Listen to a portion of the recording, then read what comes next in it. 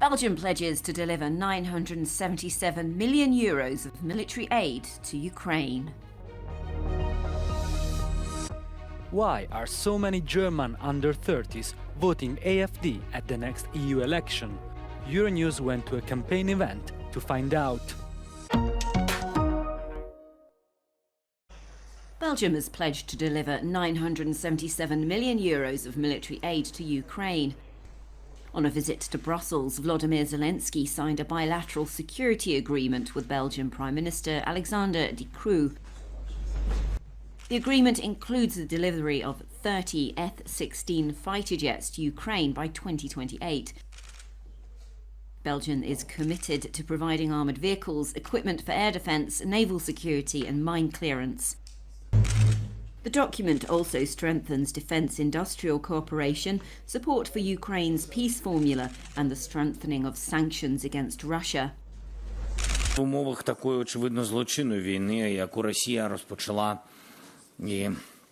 і лише Росія є відповідальною за цю війну. Абсолютно принциповим є питання справедливості. Це стосується санкцій проти Росії за цю війну і справедливого використання російських активів, які можуть бути спрямовані на захист життя та спрямовані на відбудову звичайної людської нормальності після ударів ракет Російської Федерації.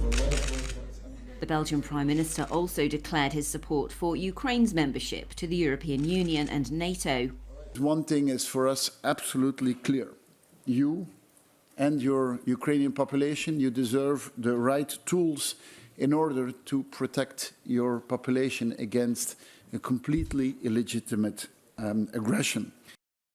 After a meeting with the King of the Belgians, Ukrainian president will go to the military airport near the capital to inspect F-16 fighter planes that Belgium will supply to Kyiv this year. It's almost impossible to provide any humanitarian aid in Gaza following the Israeli offensive on the city of Rafah in the south of the territory, where around 1.5 million people are seeking safety. The United Nations Agency for Palestinian Refugees classifies the designated safe zones as a no-man's land. The agency director for Europe told Euronews that she fears for the 800,000 people who are once again on the move in search for safety. Al-Mawasi, for example, is an area which is very sandy. It doesn't have infrastructure, it doesn't have water or sanitation, and therefore is extremely difficult for people to access their very basic needs. When people leave from their shelters, you have to move your teams as well, and you are not always able to move your supplies or your equipment to be able to provide primary health care to people. Unrwa used to run 22 primary health centres in Gaza, but now has just 7 and some mobile clinics. Trucks bringing food, medical supplies and other essential aid are increasingly scarce. What we need is land crossings to be open, complementary assistance through airdrops or the maritime corridor are welcome, but cannot replace the normal delivery assistance of land crossings. Unrwa asked for donations worth €1.1 billion for Gaza during the 8th Brussels conference on supporting the future of Syria and the region. It also needs €414 million to take care of almost 500,000 Palestinian refugees living in Syria. Even if it's now 14 years since the war started, it doesn't mean that things are better for people in Syria.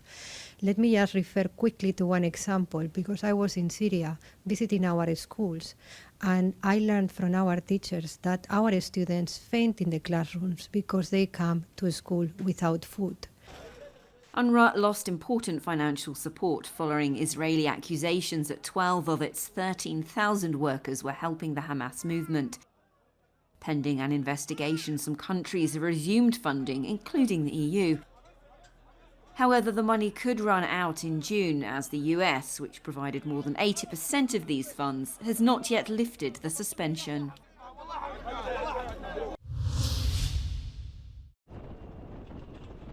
The Israeli military says its troops are pushing through the northern Gaza Strip.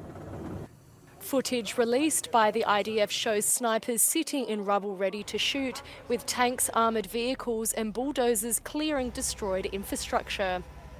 Tel Aviv says troops in the Jabalia area have dismantled tunnel shafts, observation posts, a weapons storage facility and military structures used by Hamas.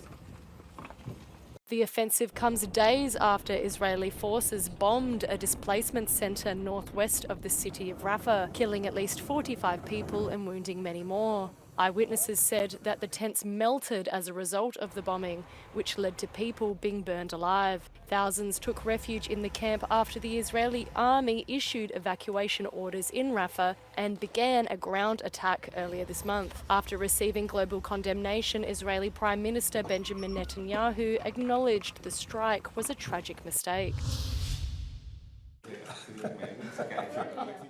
A former spy chief was tipped as the new Prime Minister of the Netherlands. Former head of the Dutch spy agency and counter-terrorism office, Dick Schoof, was tipped to become the nation's new Prime Minister. The 67-year-old will lead a coalition dominated by Geert Wilders' radical right-wing Freedom Party. The coalition is also made up of the centre-right VVD, centrist New Social Contract and the Farmer Citizen Movement. Georgia's parliament has given the final green light to the controversial foreign agent law. The bill requires all organizations receiving at least 20% of their funds from abroad to register as an agent pursuing the interests of a foreign power or face hefty fines. Authorities said the new law is needed to limit alleged foreign attempts to influence domestic politics, but critics say it's going to significantly restrict freedom of speech, on top of sabotaging Georgia's application to become an EU member. Georgia's president is among the critics and vetoed the bill, saying it mirrors Kremlin legislation. But a parliament committee on Monday overrode her move, clearing the way for Tuesday's final approval.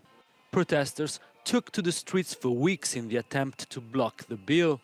Dozens were detained in clashes with the police. More rallies broke out on Tuesday in Tbilisi as demonstrators flocked to parliament ahead of the bill's approval. On the second day of a state visit to Germany, French President Emmanuel Macron told a crowd in Dresden that voters and leaders should wake up to fight the rise of the far-right parties across Europe. Regardons autour de nous la fascination pour les régimes autoritaires. Regardons en Europe le moment illibéral que nous vivons, où beaucoup regardent et se disent finalement, à quelques kilomètres d'ici, finalement, prenons l'argent de l'Europe,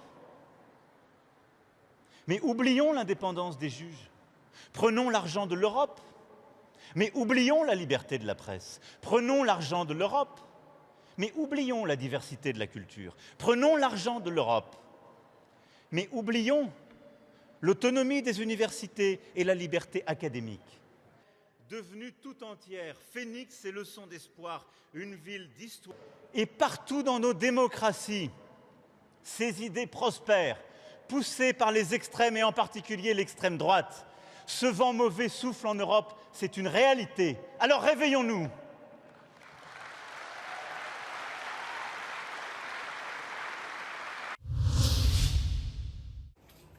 Residents in northern Armenia start assessing the damage after being hit by the heaviest flooding in decades, as Russia sends troops to help tackle the flooding, according to a post on the Telegram app. At least 4 people have died and entire towns have been cut off following the collapse of bridges and flooded highways caused by heavy rain overflowing multiple rivers. While people were forced to flee their homes, the flooding caused disruption along Armenia's main border crossing with Georgia. We are at an AfD European election campaign event in Berlin. The crowd, which we were not allowed to film, is made up of pensioners and young people. Candidate Mary Khan-Hollock is 30 years old and speaks about making Germans proud again to be German. But what makes the AfD so attractive to under 30-year-olds? Ich glaube, dass gerade diese Altersgruppe auch natürlich diejenigen, die Opfer sind der Politik der letzten Jahre. Ob es einmal dann unter der Merkel-Zeit war, dass man die Grenzen geöffnet hat, weil natürlich dadurch eine unglaubliche Ausländerkriminalität gestiegen ist. Aber auch, dass man gerade an Schulen, in Großstädten teilweise wirklich das Problem hat, dass man Schulen hat, wo auf den Schulhöfen nicht mehr Deutsch gesprochen wird. Recent voter surveys say between 14 and 22% of under 30s would vote for AfD. We asked a 26-year-old at the AfD event why he would vote for them. Also ich finde, dass die AfD die einzige Partei ist in Deutschland, die sich dafür einsetzt, dass unsere Generation in Europa, in Deutschland noch eine lebenswerte Zukunft hat. Ich meine, wenn man sich die Gesellschaft anguckt, wenn man durch unsere Innenstädte geht, gerade in den Großstädten, dann sieht man, wie sich die Gesellschaft, das gesellschaftliche Bild verändert. Und ich glaube auch, dass viele junge Menschen einfach die Nase voll haben. And to put this in perspective, Professor Dr. Bauer says that empathy is declining in young people. Mehr als die Hälfte der jungen Menschen fühlt sich psychisch stark belastet. 1/4 der Menschen fühlt sich sehr einsam. 1/4 der jungen Menschen. Und die radikalen Parteien wie die AfD versuchen auf diese Nöte, die junge Menschen haben, sehr einfache Antworten zu geben. Sie versuchen die vielen Probleme, die wir haben und die vielen Antworten, die wir eigentlich brauchen, zu reduzieren auf wenige Dinge. Zum Beispiel auf das Problem der Integration von Migranten und geflüchteten Menschen.